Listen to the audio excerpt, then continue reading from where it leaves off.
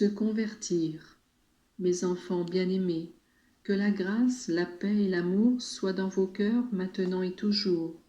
Je suis Jésus, Maître, ici au milieu de vous, pour vous dire ce qui me tient à cœur, afin que vous sachiez en tirer profit en vue de votre sanctification. La Pâque approche, et toujours plus fort se fait mon appel, afin que vous vouliez réaliser cette conversion sans laquelle les solennités pascales n'auraient pas de sens. Convertissez-vous, mes enfants, et que votre conversion soit vraie et efficace. Que signifie se convertir? Changer complètement, comme lorsqu'aux noces de Cana, je changeai l'eau en vin. Au sens spirituel, vous devez changer la froideur en ferveur, la méchanceté en bonté. Vous devez opérer une transformation telle que votre vie devienne un évangile vivant. Trop nombreux sont les chrétiens qui ont l'illusion de l'être parce qu'ils ont reçu le baptême. Il ne suffit pas de s'appeler chrétien. Le christianisme comporte des devoirs à l'égard de Dieu. On ne peut mettre ensemble vertu et vice, bien et mal, et faire une bonne de toute herbe. Se convertir signifie se tourner vers Dieu, suprême législateur, et confronter sa vie à sa loi. Il y en a certains qui se disent chrétiens et qui, ayant subi dans leur vie de nombreuses tribulations, se croient autorisés pour cette raison de faire souffrir les autres. Ceux-là ignorent la loi de la charité, qui enseigne à faire aux autres ce que l'on désire de la part des autres. Il y a ceux qui n'acceptent en aucune façon le commandement du pardon et couvent dans leur cœur une haine et une rancune qui vont grandissant de plus en plus jusqu'à devenir diaboliques. Comment ceux-là pourront-ils se dire chrétiens? Il est nécessaire de se convertir, car la cognée est à la racine. Il est nécessaire de devenir bon, de pardonner et d'aimer, car Dieu sera inexorablement juste et sévère avec ceux qui n'usent pas de miséricorde. Ainsi, en comparant les différents passages de l'Évangile avec votre manière de vous comporter, vous vous apercevrez que parfois vous ressemblez aux pharisiens.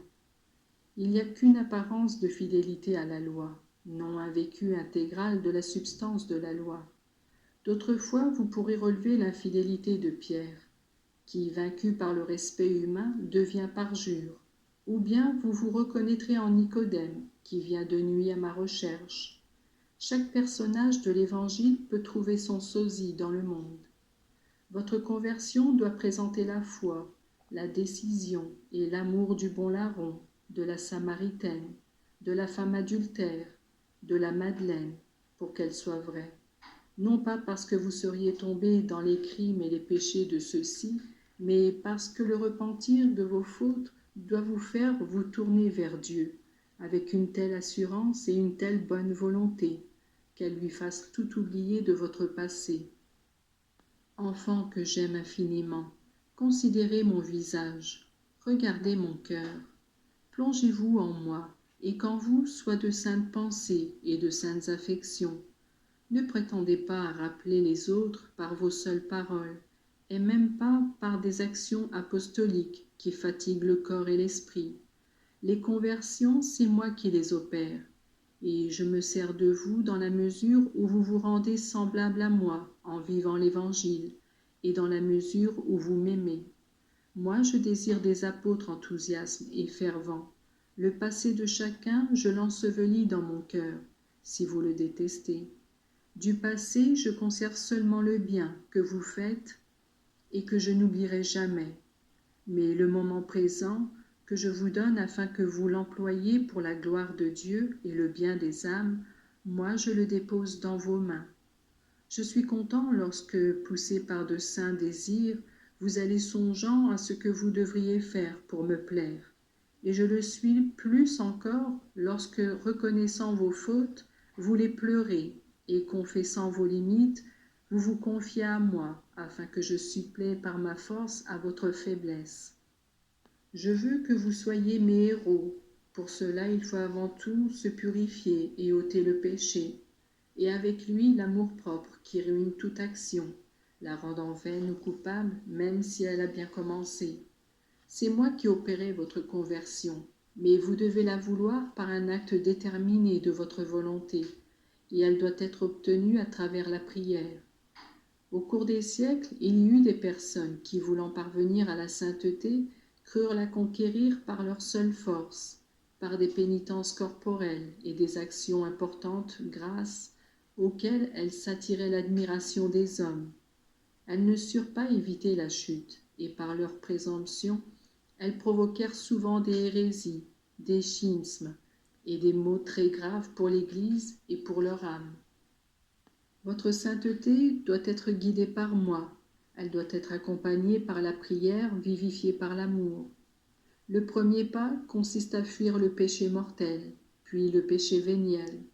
Au fur et à mesure que le péché, qui est ténèbre, disparaît, la lumière entre et le désir de perfection grandit. La recherche de la perfection comporte toutefois le détachement des créatures et de soi-même, pour tourner vers Dieu toute affection. Lorsque vous serez libre de toutes les entraves qui vous tiennent emprisonné comme des oiseaux en cage, vous aurez atteint le but, même si très probablement vous devrez combattre toute votre vie pour arriver à ce point.